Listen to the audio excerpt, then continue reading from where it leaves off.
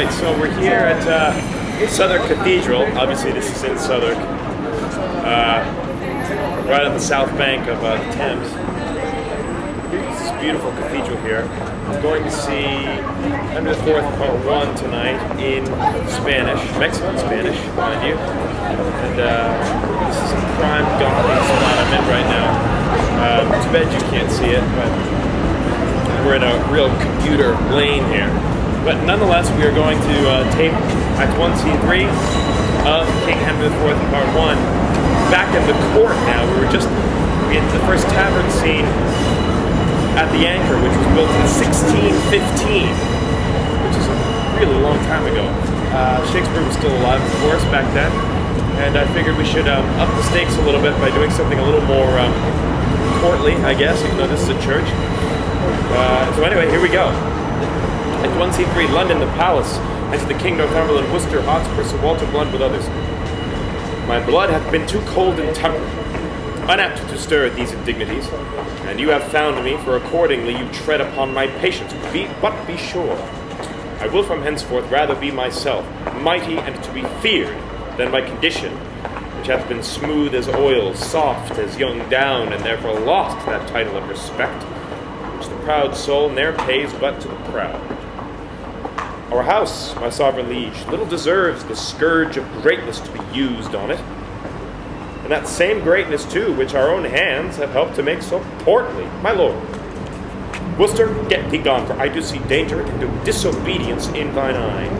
Also, your presence is too bold and peremptory. Majesty might never yet endure the moody frontier of a servant bride. You have good leave to leave us. When we need your use and counsel, we shall send for you. You were about to speak. Yea, my good lord. Those prisoners in your highness' name demanded, which Harry Percy here at home took, were, as he says, not with such strength denied as is delivered to your majesty. Either envy, therefore, or misprision is guilty of this fault, and not my son. My liege, I did deny no prisoners. But I remember when the fight was done, when I was dry with rage and extreme toil, breathless and faint, leaning upon my sword, and there a certain lord, neat and trimly dressed, fresh as a bridegroom, and his chin new reaped, showed like a stubble land at harvest home. He was perfumed like a milliner, and twixt his finger and his thumb he held a pouncet box, which ever and anon he gave his nose and took it away again. Who therewith angry when it came next there, took it in snuff, and still he smiled and talked. And as the soldiers bore dead bodies by, he called them untaught knaves, unmannerly, to bring up slovenly, unhandsome course betwixt the wind and his nobility. With many holiday and lady terms, he questioned me amongst the rest, demanded my prisoners in your majesty's behalf. I then, all smarting with my wounds being cold, to be so pestered with a popinjay, out of my grief and my impatience, answered neglectingly, I know not what he should or he should not, for he made me mad. To see him shine so brisk and smell so sweet, and talk so like a waiting gentleman of guns and drums and wounds. God save the mark! And telling me the sovereignest thing on earth was parmachitty for an inward bruise. And that it was great pity, so it was, this villainous saltpeter should be digged out of the bowels of the harmless earth, which many a good tall fellow had destroyed so cowardly, and but for these vile guns, he would himself have been a soldier. Oh, this bald, unjointed chat of his, my lord. I answered indirectly, as I said, and I beseech you, let not his reports come current for an accusation betwixt my love and your high majesty. The circumstance considered, good my lord, whate'er Harry Percy then had said to such a person and in such a place at such a time, with all the rest retold, may reasonably die and never rise to do him wrong or in any way impeach what then he said, so he unsay it now. Why, yet he doth deny his prisoners. But with proviso and exception, that we at our own charge shall ransom straight his brother-in-law, the foolish Mortimer, who on my soul hath wilfully betrayed the lives of those that he did lead to fight against that great magician, Dan Blundell, whose daughter, as we hear, that Earl of March hath lately married. Shall our coffers, then, be emptied to redeem a traitor home? Shall we by treason and indent with fears, when they have lost and forfeited themselves? No. On the barren mountains let him starve. For I shall never hold that man my friend whose tongue shall ask me for 1 penny cost to ransom home revolted Mortimer. Revolted Mortimer? He never did fall off my sovereign liege, but by the chance of war, to prove that true needs no more but 1 tongue for all those wounds. Those mouthed wounds which valiantly he took when on the gentle Severn sedgy bank, in single opposition hand to hand, he did confound the best part of an hour in changing hardiment with great Glendower. 3 times they breathed, and 3 times did they drink, upon agreement of swift Severn's flood, who then affrighted with their bloody looks, ran fearfully among the trembling reeds, and hid his crisp head in the hollow bank, blood-stained with these valiant combatants. Never did bare and rotten policy color her working with such deadly wounds, nor never could the noble Mortimer receive so many, and all willingly. Then let not him be slandered with revolt. Thou dost belie him, Percy, thou dost belie him. He never did encounter with Glendower. I tell thee, he durst as well have met the devil alone as Owen Glendower for an enemy. Art thou not ashamed? But, sirrah, henceforth, let me not hear you speak of Mortimer. Send me your prisoners with the speediest means, or you shall hear in such a kind from me as will displease. My Lord Northumberland, we license your departure with your son. Send us your prisoners, or you will hear of it. Exit King with blunt and tread. And if the devil come and roar for them, I will not send them. I will after straight and tell them so, for it will ease my heart, albeit I make a hazard of my head. What? Drunk with choler. Stay and pause a while. There comes your uncle. Enter Worcester. Speak of Mortimer. Zounds, I will speak of him, and let my soul want mercy if I do not join with him. Yea, on his part I'll empty all these veins, and shed my dear blood drop by drop in the dust. But I will lift the downtrodden Mortimer as high in the air as this unthankful king, as this ingrate and cankered Bolingbroke. Brother, the king hath made your nephew mad. Who struck this heat up after I was gone? He will forsooth have all my prisoners. And when I urged the ransom once again of my wife's brother, then his cheek looked pale, and on my face he turned an eye of death, trembling even at the name of Mortimer. I cannot blame him. Was not he proclaimed by Richard that dead is the next of blood? He was. I heard the proclamation.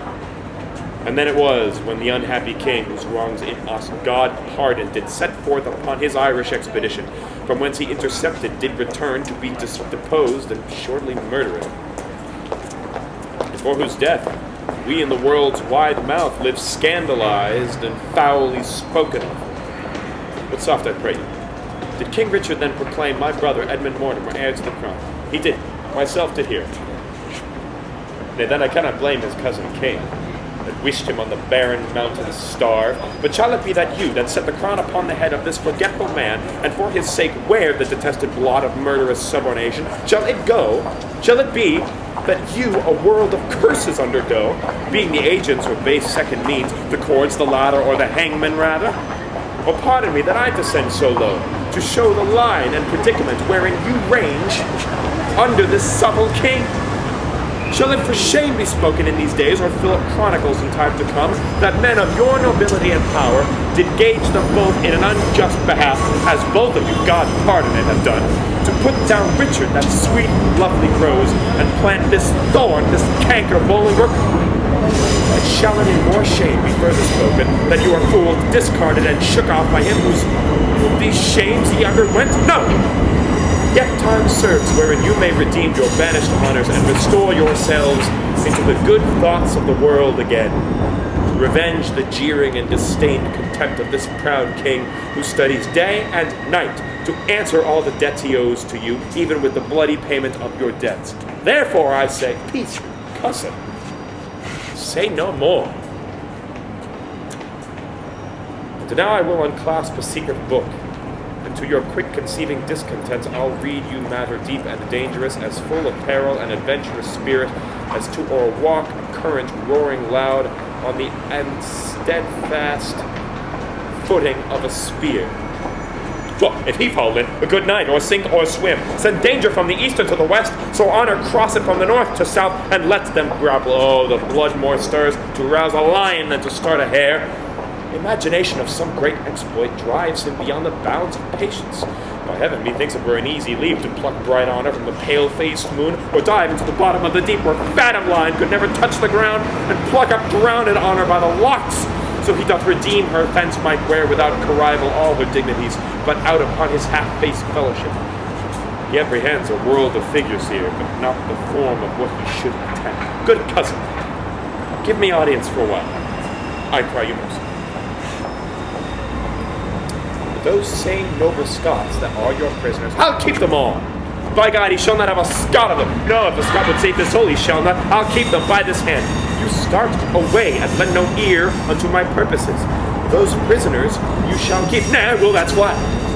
He said he would not ransom Mortimer, forbade my tongue to speak of Mortimer, but I will find him when he lies asleep, and in his ear I'll hollow Mortimer. Nay, I'll have a starling shall be taught to speak nothing but Mortimer, and given him to keep his anger still in motion. Hear you, cousin, a word. All studies here I solemnly defy, save that gall and pinch this Bolingbroke. And that same sword and buckler, Prince of Wales, that I think his father loves him not. I would be glad he met with some mischance. I would have a poison with a pot of ale. Farewell, kinsman. I'll talk to you when you are better tempered to attend. For what a wasp-stung and impatient fool art thou to break into this woman's mood, tying thine ear to no tongue but thine own. Why, look you, I am whipped and scourged with rods, nettled and stung with pismires when I hear of this vile politician Bolingbroke. In Richard's time, what do you call the place? A plague upon it. It is in Gloucestershire. 'Twas where the madcap Duke, his uncle, kept his uncle York, where I first bowed my knee unto this king of smiles, this Bolingbroke's blood, when you and he came back from Ravensburg at Berkeley Castle. You say true. But what a candy deal of courtesy this fawning greyhound then did proffer me. Look, when his infant Fortune came to age, and gentle Harry Percy, a kind cousin, the devil take such cousiners. God forgive me, good uncle, tell your tale, I have done.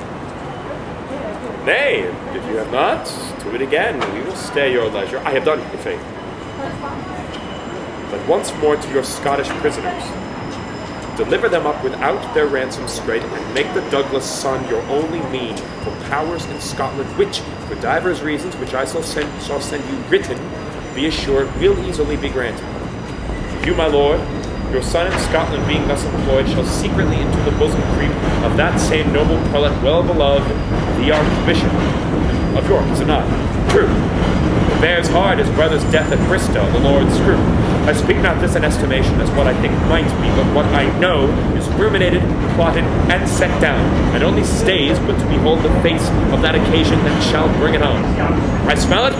Upon my life, it will do well. Before the game is afoot, thou still lett'st slip.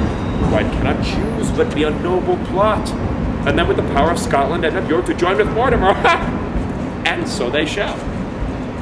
In faith, it is exceedingly well aimed. And 'tis no little reason bids us speed. To save our heads by raising of a head, forbear ourselves as even as we can, the king will always think him in our debt, and think we ourselves unsatisfied till he hath found a time to pay us home.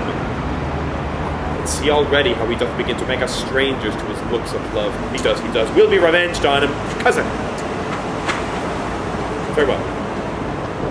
No further go in this, than I by letter shall direct you course. The time is ripe, which will be suddenly.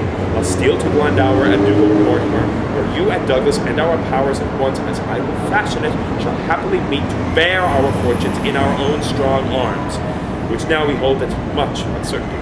Farewell, good brother, we shall thrive, I trust. Uncle, adieu. Oh, let the hours be short, till fields and blows and groans applaud our sport.